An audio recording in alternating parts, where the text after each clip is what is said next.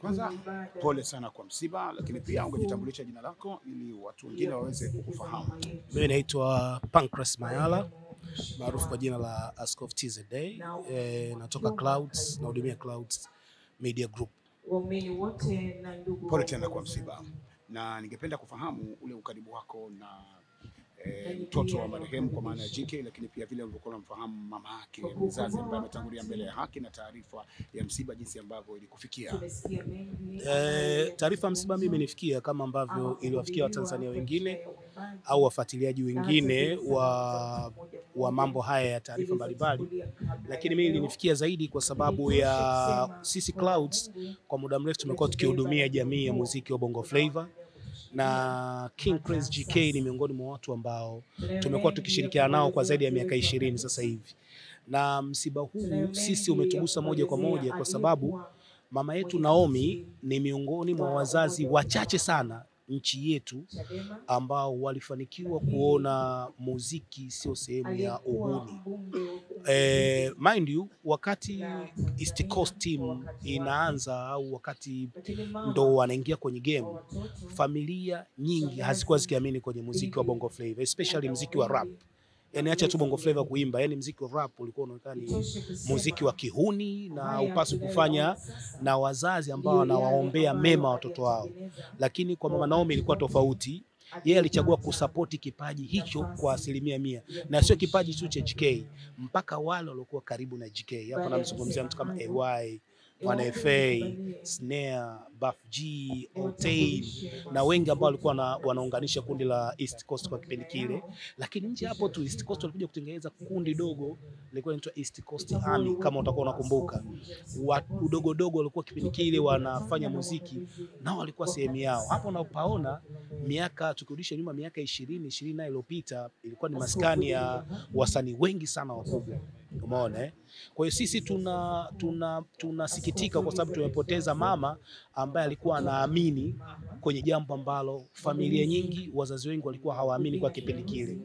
Umenielewa Na yeye ndo alosaidia pia kushawishi wazazi wengine kuamini, kwa sababu mind una mtoto ambaye anafanya rap ya Bongo Flava, lakini wakati huo una heshima zako, ni mbunge, sijui kama unaona hiyo. Lakini by that time pia familia nyingi hawaamini kwenye muziki wa rap, kwa kuamini kwamba ni muziki wa huni, wavuta bange. Lakini leo hii watu wote tunasadiki kwamba Bongo Flava imekuwa ni chanzo cha mpato cha vijana wengi, na ndio maana kuna utitiri wa wasanii wengi. Kwa hiyo tunaweza tukasema utitiri wa wasanii wengi tunawatazama sasa hivi, chanzo chake tunaweza tukamtaja pia mama yetu Naomi. Amesaidia kwa kiwango kikubwa sana.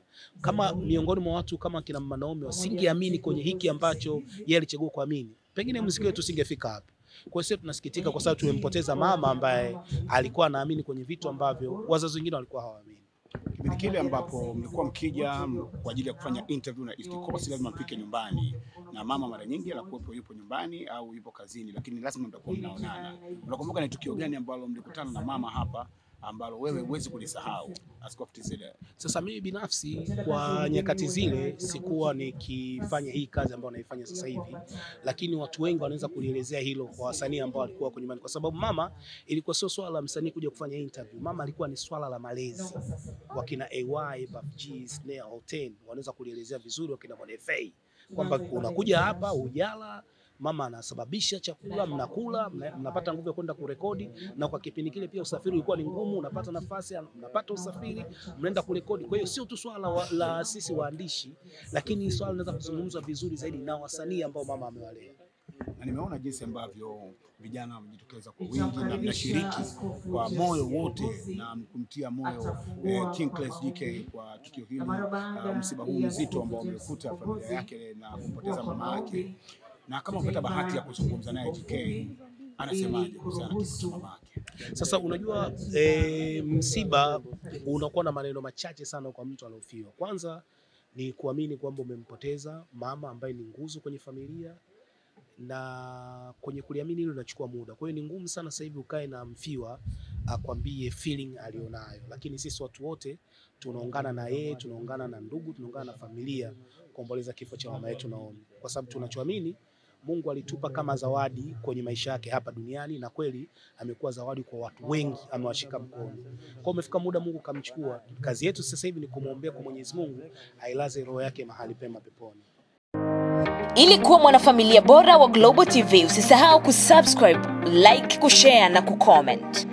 Baada ya kusubscribe, bonyeza alama ya kengele ili kupata taarifa kwa kila video inayopanda Global TV Online.